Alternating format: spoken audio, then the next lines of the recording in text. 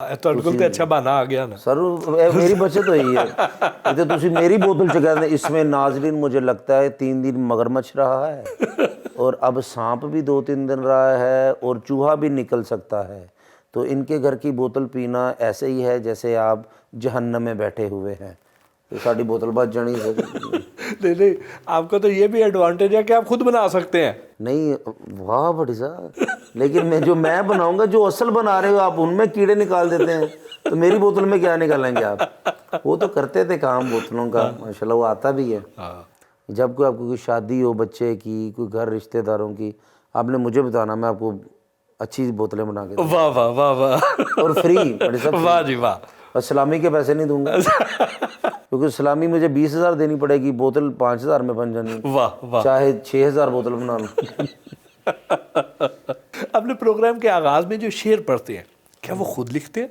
वो ऐसे होता है भट्टी साहब कि जैसे मेहमान का पता चल जाता है, फिर मैं गाड़ी में जब बैठता हूँ ना, मैंने वो इंट्रो सोचना होता है जो वासे भाई को बोलना होता है जैसे, और फिर जो शेर है वो उधर गाड़ी में बनाना होता है। वो जो लड़की है या कोई MPs है, MNs है या कोई भी, उस हिसाब से ना तो कोई ना कोई वो एक मिसरा जुड़ जाता है। तकरीबन मेरे हिसाब से मैंने कोई एक आधा शेर होगा जो किसी का होगा, मैंने किया होगा, बाकी सारे अपने ही हैं। तो आपको तो अब अपना मजमुआ छाप लेना चाहिए। अच्छा, मैंने सोचा भी था, लेकिन तुसी होते भी कुछ ना कुछ कर देना। नाजरीन, ये जो पेपर है ये बिल्कुल ही नाकस पेपर है, इस पे स्याही खिलरगी है और शेर भी अच्छा नहीं है। नहीं, उसमें ये नहीं निकालूंगा, उसमें ठरक निकालूंगा। वो नहीं निकल सकता जी। अच्छा बट साहब, वो एक सेगमेंट बन गया है। मैं आपको एक वाकया बताता हूँ कि इसी तरह ना जैसे मैं प्रपोज कर देता हूँ लड़की को, वो शो में है, वैसे मैं बड़ा अच्छा इंसान हूँ कसम से, तो लोगों के ज़हन में कि पता नहीं ये है ना बंदा गलत है। तो मैं चला गया एक ग्रॉसरी के लिए अपनी वाइफ के साथ, ठीक है, तो वाइफ गया हूँ, तो एक बुज़ुर्ग है, उनके साथ बच्ची हैं।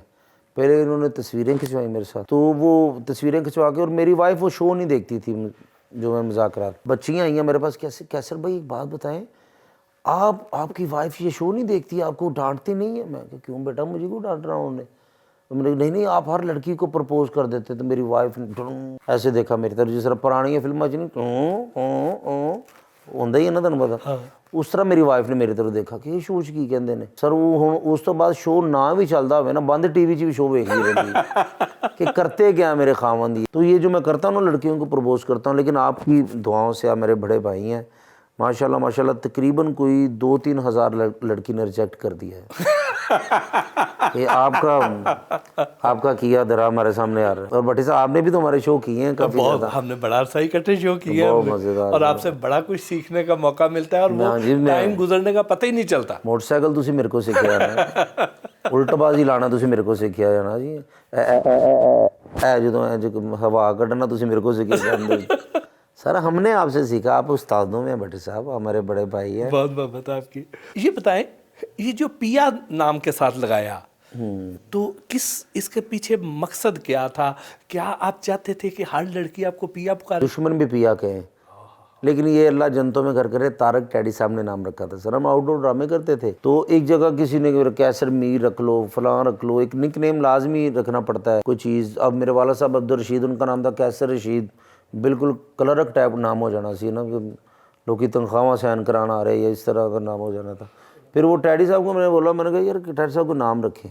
तो मैं आपको सच में एक बात बताऊँ, मैं ना साबर पिया सरकार बहुत जाता था, मैंने जाना था साबर पिया सरकार, उधर हाज़िरी के लिए जाना था। ड्रामा भी मेरे ख्याल कमालिए कर रहे थे जी, के हाज़िरी के ज़हन बना रहे हैं कि यार जाना है, ये सॉरी ये मैंने कहा जाना है टैडी साहब, ये वो कहते यार ये तो इतनी मोहब्बत करता, तो अपना नाम पिया रख ले साथ। गधा गाड़ी से फॉर्च्यूनर तक का सफ़र कैसा गुजरा? बड़ा अच्छा सफ़र गुजरा मेरा, क्योंकि मेरी फैमिली, मैं जट वड़ाज फैमिली से ताल्लुक़ है मेरा, ये सबको पता ही है। तो बड़ी मेहनत की सर। मैं ये जितना कुछ भी मेरे पास है ना भट्टी साहब, ये मेरे नसीब का नहीं, ये मेरी बहनों के नसीब का है, मेरे वालिदैन के नसीब का है, मेरी वाइफ, मेरे बच्चों के नसीब का है, ठीक है सर। और मेरी एक कोशिश होती थी, जब मेरी 5 सिस्टरें थी ना, तो मैं एक ही दुआ अल्लाह से करता था, या अल्लाह पाक, मैंने डिस्कस किया भी होगा किस जगह पे, कि इनका रिश्ता नहीं होगा जितने हम गरीब हैं। लेकिन मेरी कोशिश ये होती थी 70 रुपये दिहाड़ी पे काम कर लूँ, 100 रुपये ईंटें छोड़ने जा रहा हूँ, सरिया छोड़ने जा रहा हूँ, وہ جو 100 روپیہ جو 80 روپے ملتے تھے نا سر، وہ میں نے گھر دینے، 1 روپیہ بھی پاس نہ کرنا تاکہ یہ سبزی پک جائے، کوئی کھانا بن جائے، تب یہ 100 روپے میں پک جاتا تھا سر، آج سے کوئی 22-23 سال پہلے۔ تو پھر اللہ سے ایک مرتبہ دعا کی کہ یا اللہ پاک تو ہی کرم کرنے والا ہے، بس اس قابل کر دے کہ میری سسٹروں کا رشتہ ہو جائے، اچھے گھروں میں وہ چلی جائیں عزت کے ساتھ۔ تو بس اللہ نے کوئی کرم کیا ہے۔ پھر محنت میں نے بہت زیادہ کی بڑا صاحب، میرا مشہور ہوتا تھا، میں کوئی ڈرامہ دیکھنے جاتا تھا تو نہ کبھی سوچا تھا ڈرامہ کرنا ہے زندگی میں، نہ میرے خاندان میں کوئی ایکٹر ہے، نہ نیکسٹ آگے ہوگا کوئی میرے حساب، اچھا، ٹھیک ہے نا سر۔ تو میں نے بھی یہ کبھی زندگی میں سوچا نہیں تھا کہ ایکٹنگ کرنی ہے، فیصل آبادی تھا، بس جگتیں کرتا تھا، اور کرت میں نے آل پاکستان انعام بھی جیتا ہوا ہے، وہ سب کہتے تھے کاری جگتاں بڑیاں کردا ہے، کاری جگتاں کر، وہ فیصل آباد تھا جدھر بھی جانا۔ تو بس یہ تھوڑا چھوٹا موٹا کام شام یہ ادھر شد کرتے رہے، پھر فیلڈ میں آگے اللہ پاک نے کہ وسیلہ بنایا، کسی فنکشن پہ گئے ہیں، ادھر کیسر بھائی ملے، ہمیں ڈانسر تھے وہ، انہوں نے مجھے کہا آپ ڈراموں میں کام کریں گے، اچھے ہی جگتیں کرتے ہیں آپ، ادھر شادی پہ ہم نے جگتیں کی تھی۔ تو صبح میں نے سائیکل پکڑا، ان کے ساتھ چلا گیا ہوں، تو حامد رنگیلا صاحب کے پاس گئے، ارشاد کمال صاحب وہ تو ملے، وہ ارشاد کمال صاحب ملے، تو حامد رنگیلا صاحب مر ہی گئے تھے، تو ارشاد کمال صاحب کا میں شاگرد ہو گیا۔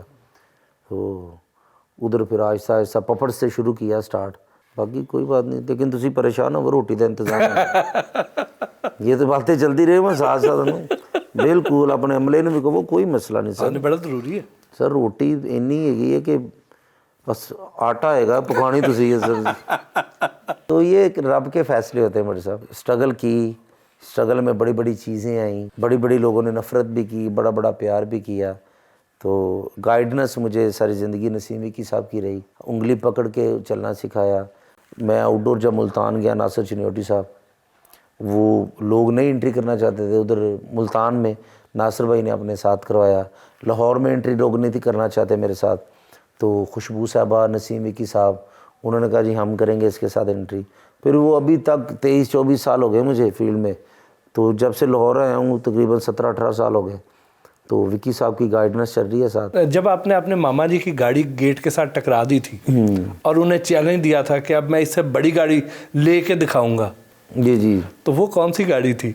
اور پھر جب دوبارہ لے کے گئے تو کیا تاثرات تھے ان کے؟ تو پیپسی کی تھی ان کے پاس نا ایجنسی، تو ان کے پاس وہ ایک چھوٹی گاڑی نہیں ہوتی جو جس میں کریٹ پڑے ہوتے ہیں، پک اپ وغیرہ، وہ تو وہ میں باہر نکال رہا تھا، باہر میں نے نکالنی تھی ان کے وہ گیٹ سے، تو گاڑی نکالنے لگا ہوں سر، گاڑی نکالنے لگا ہوں میں، تو گیٹ کھلے نا ایک دم آندھی ٹائپ آئی تو گیٹ بند، وہ تھوڑا سا لگا ہے، زیادہ بھی نہیں، اتنا نشان ہوگا زیادہ سے زیادہ۔ تو انہوں نے پہلے تو ماما ہونے کا ثبوت دیا، انہوں نے کہا باہر نکلو ماما، ماما بھانجے نے کہہ رہا باہر نکلو ماما، پھر ہلکی سی کوئی تھوڑی بہت ہی کوئی خاطر توازہ بھی کی انہوں نے۔ تو اس کے بعد پھر مجھے غصہ آیا، میں نے چابیاں پھینکی، میں نے کہا لے مامو ایک گل یاد رکھنا تسی، اے تے کچھ نہیں، میں تینوں وڈیاں گڈیاں لے کے دکھاواں گا۔